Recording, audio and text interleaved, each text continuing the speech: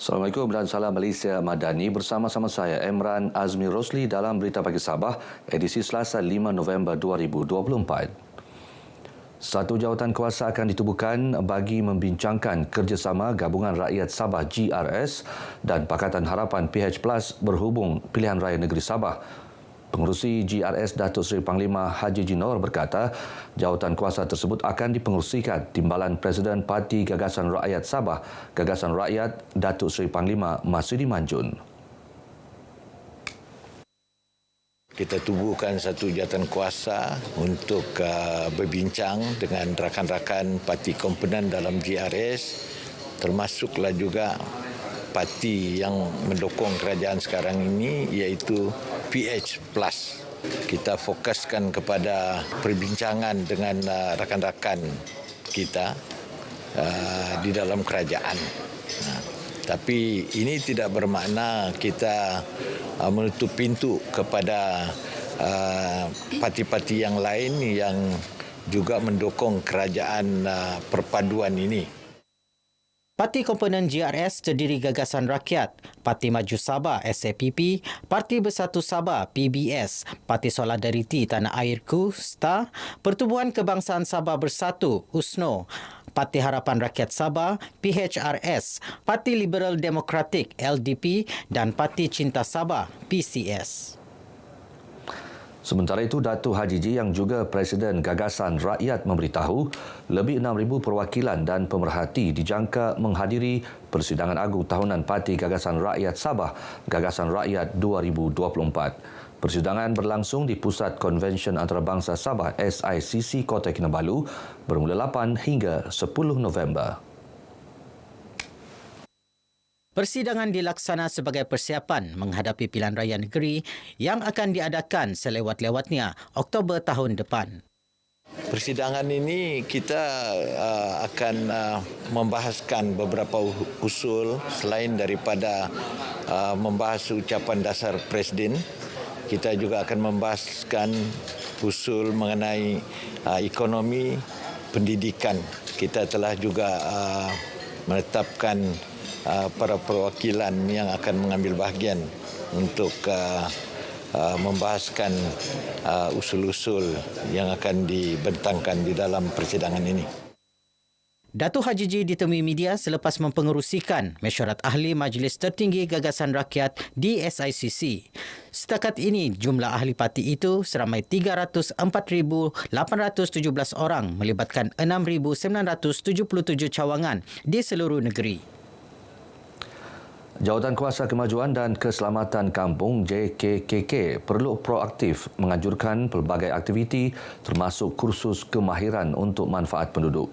Penganjuran kursus kemahiran memberi nilai tambah kepada penduduk, khususnya suri rumah, untuk menambah pendapatan keluarga. Pembantu Menteri kepada Ketua Menteri Dato' Nizam Abu Bakar Titingan berkata, ia secara tidak langsung membantu kerajaan mengeluarkan keluarga kurang berkemampuan daripada kepompong kemiskinan. Beliau ditemui media selepas merasmikan bengkel jahitan di Kampung Kinabutan, Bukit Tawau. Saya yakin program seumpama ini adalah satu program yang cukup baik kerana ia bukan sahaja dapat memberi latihan, memberi ilmu menjahit kepada peserta-peserta tersebut, malah dengan kemahiran ini juga akan dapat memberi nilai tambah kepada peserta untuk meningkatkan pendapatan mereka. Tambahnya, penganjuran kursus berkenaan boleh dilaksana menerusi kerjasama pelbagai agensi dan badan bukan kerajaan NGO. Jalan balak di daerah Nabawan telah disyorkan kepada kerajaan negeri untuk diserahkan kepada Jabatan Kerja Raya JKR. Ia bagi membolehkan jalan berkenaan diselenggara dan dinaik taraf untuk memenuhi keperluan penduduk. Adun Nabawan Datuk Abdul Ghani Muhammad Yassin memberitahu perkara tersebut telah disuarakan dalam persidangan DUN dalam usaha menyediakan infrastruktur lebih baik kepada penduduk. Beliau menyatakan demikian sebagai mengulas isu jalan raya yang dibangkitkan penduduk kampung Panarakan Penontomon, Nabawan semasa Majlis Santai Bersama Rakyat. Penduduk kampung menyuarakan harapan agar jalan berkenaan dinaik taraf kerana mereka menghadapi kesukaran akibat jalan licin dan berlumpur ketika hujan serta berdebu ketika kemarau. 40 projek pembangunan sekolah daif akan dilaksana di Sabah tahun ini. Usaha itu antara tumpuan Kementerian Pendidikan KPM bagi memastikan sekolah daif di negeri ini dapat dikurangkan. Ketua Setiausaha KPM Dato' Ruji Ubi berkata, pihaknya juga akan mempercepat projek pembinaan sekolah pendidikan khas di Tuaran sebelum Januari tahun depan. Kelulusan projek tersebut telah diumumkan Perdana Menteri ketika pembentangan Belanjawan 2025 Oktober lalu. Dalam Belanjawan 2025, KPM menerima peruntukan RM64 bilion untuk melaksana projek pembangunan dan perbelanjaan pengurusan. Sebahagian besarnya adalah pembinaan di Sabah dan Sarawak. Di Sabah lebih kurang 30 ke 40 sekolah daif akan dibaiki pada tahun ini. Dan ini merupakan antara tumpuan Kementerian Pendidikan untuk memastikan sekolah daif ini dapat dikurangkan dari semasa ke semasa. Dan sudah tentunya tumpuan sekolah daif ni antaranya kita kena mulakan awal. Terdahulu, Dato' Ruji menandatangani Memorandum Persefahaman MOU bagi pendaftaran Sekolah Rendah Integrasi Haji Haliahan Membakut sebagai Sekolah Agama Bantuan Kerajaan SABK. Hari ini kita sudah sign MOU dengan Kementerian Pendidikan. Jadi alhamdulillah baguslah semua kerjanya. Saya mohon bersyukur dari Jabatan Pendidikan secara resminya dia bukan mengambil di sekolah, dia cuma beri bantuan. Sekolah masih di bawah jagaan kami. Sekolah Agama Integrasi Haji Haliahan merupakan sekolah ke-230 sebagai SABK di seluruh negara. Inovasi projek bilik multisensori yang dibangunkan pemenang Malaysia Teacher Prize 2024 berupaya meningkatkan kualiti pendidikan kanak-kanak berkeperluan khas. Inovasi dinamakan Miracle itu meliputi penyediaan 3 bilik iaitu bilik terapi bermain, bilik STEM dan bilik digital.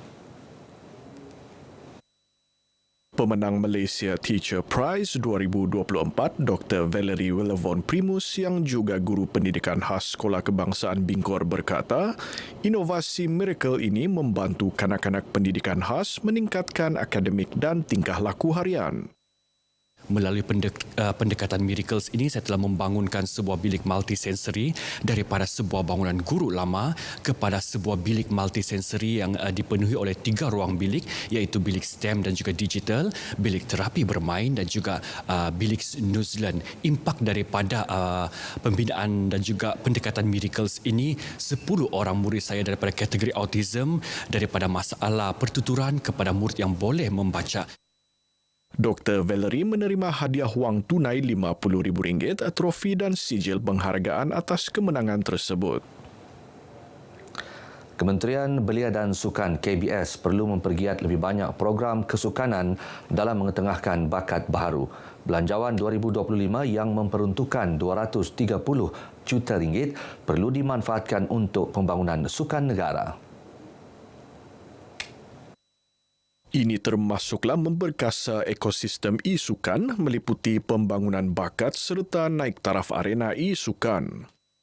Bajet yang baru-baru ini harapan saya supaya peruntukan untuk Kementerian Belia dan Sukan dapat memberikan peruntukan yang lebih besar kepada kejohanan seperti ini supaya belia-belia kita dapat sama-sama meningkatkan mutu sukan yang ada di negeri Sabah ini, dan harapan saya supaya semua persatuan-persatuan belia, persatuan-persatuan sukan yang ada di negeri Sabah ini dapat menikmati peruntukan yang diberikan dari kerajaan persatuan dan juga kerajaan negeri Sabah.